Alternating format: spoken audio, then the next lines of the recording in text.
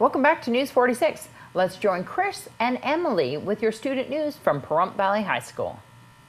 I'm Chris Blanchard. And I'm Emily Roberts, and this is your student news. Hurry up and grab your dates, ladies, because Sadie's is coming up fast. Make sure you dress for the theme 90s cartoons. Sadie's will be held here next week on the 18th of November. Tickets are $5 for couples and $3 for singles. Friday, November 11th, the theater class will be performing a mystery dinner theater show in the Pahrump Valley High School cafeteria called Death by Dessert. The show includes an appetizer, entree, and dessert, and, of course, the show. Tickets are 1 for $10 and 4 for $30. If you are interested, contact Mrs. K in room 226. Get the basketball shorts on because the first day of tryouts will be Saturday, November 12th from 10:30 a.m. to 1 p.m. Make sure you bring your physical and register at registermyathlete.com. Veterans Day is coming up on Friday the 11th at 11 a.m. A Veterans Memorial will be held next to the library, and there is a service at VFW Post on Homestead Road at the same time. Veterans can eat for free at the Golden Nugget Buffet, and to the veterans, thank you for your service. Hey, are you cold? Yeah, why? Go in the corner, because it's 90 degrees. Wasn't that an cute joke? Sure, Chris, sure. I'm Chris. And I'm Emily, and this is your student news. Thanks, kids. And the public is invited to honor our veterans this Friday at the Veterans Memorial inside the Chief Tacoma Cemetery on East Street. 11/11 at 11 a.m. we're having a memorial ceremony for all our veterans, and we're inviting the whole community out.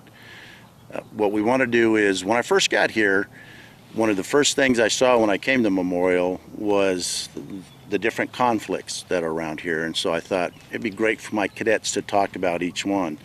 And so when Jose approached me in July about coming out here, I thought what a great opportunity to have my cadets talk about each one of the battles, a little bit of history on it so we know, because in Nye County we did lose people during the Korean War. We also lost them during Vietnam and the Gulf War in Afghanistan. So we'll be doing that, but on top of that, we're inviting the community to come out here. We're going to have a really nice event. We want the community to come. This is why we don't have professional color honor guards and stuff like this here. We're doing it with the ROTC. We're doing it with our commissioners. They're going to do the re-ceremony.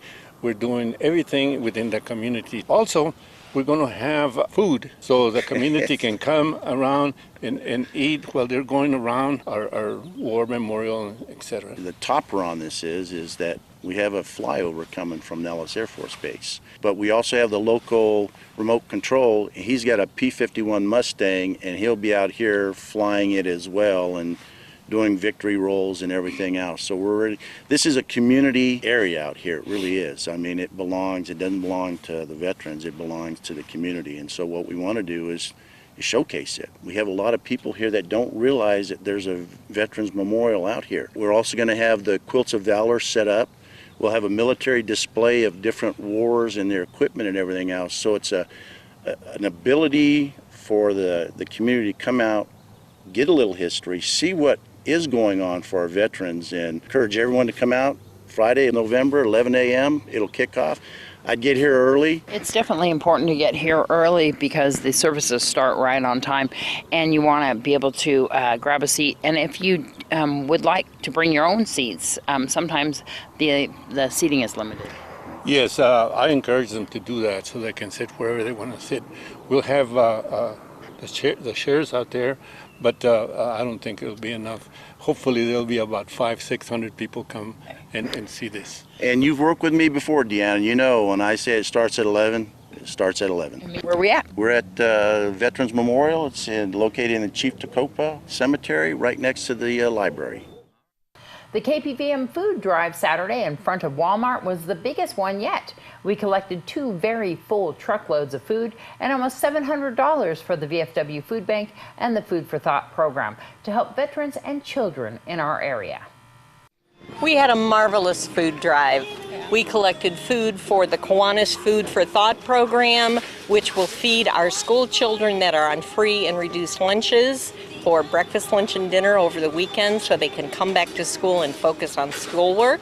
We also collected much needed donations for the VFW.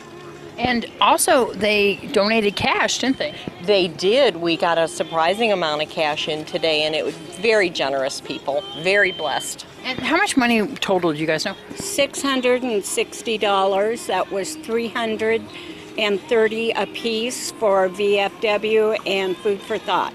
And then Ken Murphy came and picked up this big truck of food. He sure did. Now we got to go back over to the Food for Thought cabin and put it on the shelves. There you go. It went great. We had a great response. There was a lot of people that came out.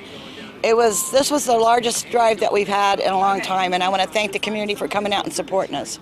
It was awesome. We're going to do this again on December 3rd. That's right. We'll be here again in front of Walmart, so come on down and help out the veterans and Food for Thought, and it'll be fun before the holidays. Tell everybody about the VFW Food Bank. The food bank is for veterans in our community, and we help those in need. And there's a lot of them that are just on Social Security, and what we give them helps them to feed themselves for the month.